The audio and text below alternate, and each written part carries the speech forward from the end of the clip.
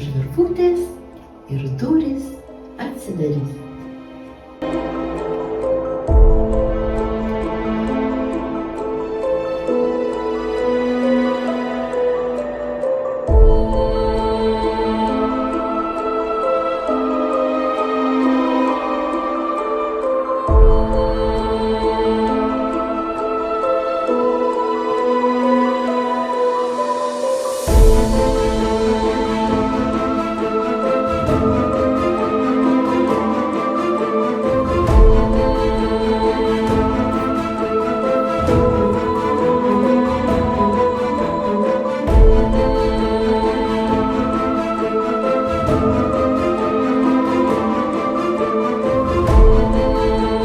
Sveiki!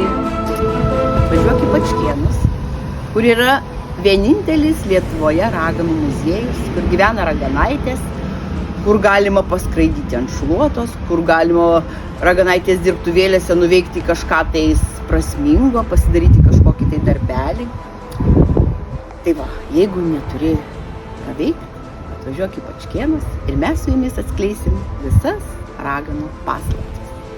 Raganų nereikia bijoti, jas reikia pažinti, o su raganaitėm visada smagu.